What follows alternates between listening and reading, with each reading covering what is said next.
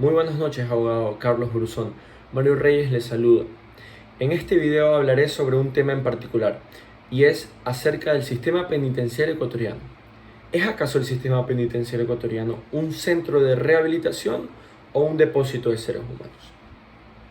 A lo largo del presente video y de manera progresiva, tendré el objetivo de la contestación de esta pregunta, la misma que realizaré de la manera más minuciosa y exhaustiva posible.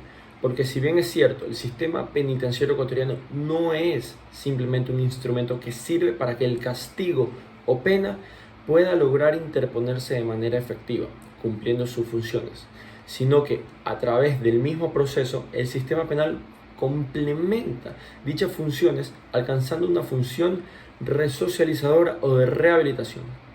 Dicho esto, parecería que he contestado esta pregunta y se puede considerar que el sistema penitenciario ecuatoriano realiza ambas funciones, pues ese sería el concepto que el Estado quiere demostrar a la sociedad sobre la reacción de hacer justicia en base al sistema penal. Por un lado, actúa como depósito de seres humanos, mientras que por otro, intenta crear rehabilitación en cada uno de sus integrantes. Sin embargo, los estudiantes de derecho, sobre todo, no podemos caer en la confusión de dos conceptos totalmente distintos que se plasman en la realidad de la sociedad penitenciaria del Ecuador. Es por esto que conocer el funcionamiento es de carácter exigente en la formación de la materia de criminología, una rama del derecho, y limitarse a ignorar las instituciones y normas jurídicas que regulan el sistema penal influirá negativamente en la perspectiva que se obtendría en el presente tema. Sin ánimos de refundar en la materia, se procederá a explicar desde luego las dos ideas sobre los centros de rehabilitación y una clara conceptualización de los depósitos de seres humanos.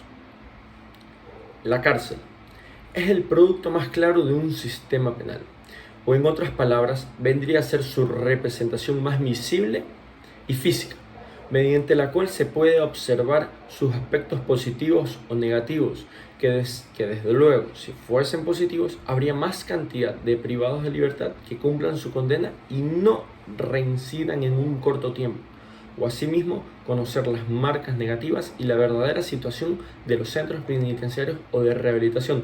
Por ejemplo, la falta de seguridad internamente, el hacinamiento en la mayoría de los casos, corrupción entre las mismas autoridades, mal comportamiento y uso de la fuerza excesiva en sus funcionarios. Entre otras cuestiones que hacen, saltamos de este tema directamente a denominar como depósitos de seres humanos a estos centros mal llamados de rehabilitación. Entonces, me hago la pregunta, ¿realmente son depósitos de seres humanos?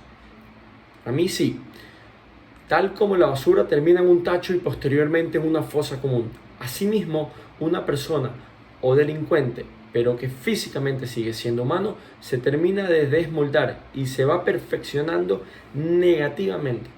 De esta forma se cumple el perfeccionamiento del criminal y ese sujeto cumplirá lo que le resta de condena en un depósito, que jamás tuvo la condición necesaria para incentivar que cambie su forma de actuar.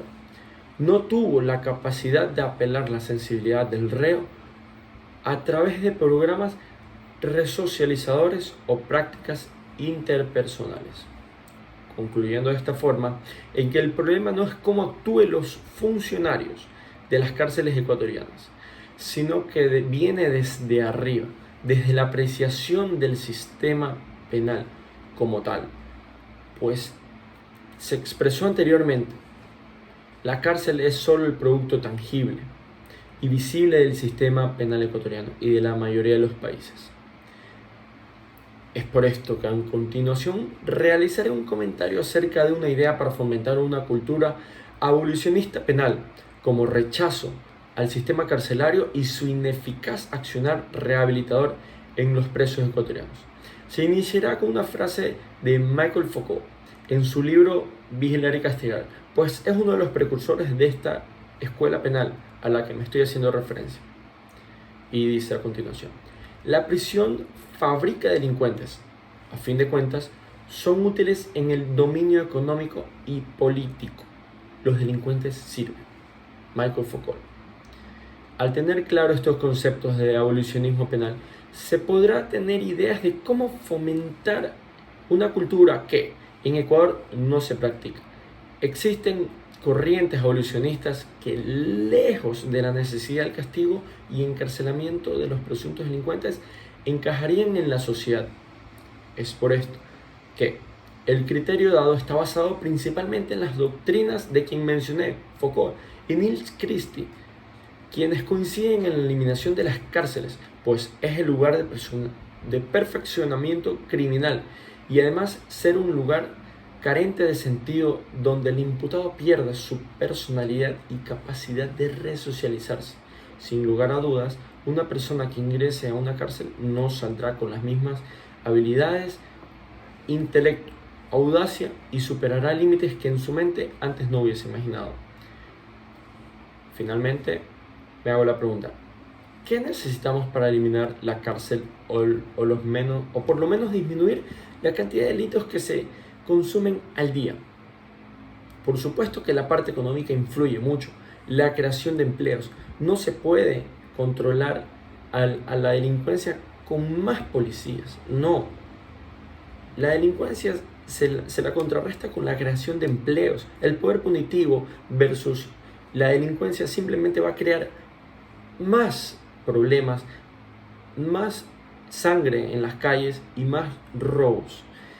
De esta manera, terminaré diciendo que el ser humano debe tratarse con diferentes instrumentos a los que se realizan actualmente.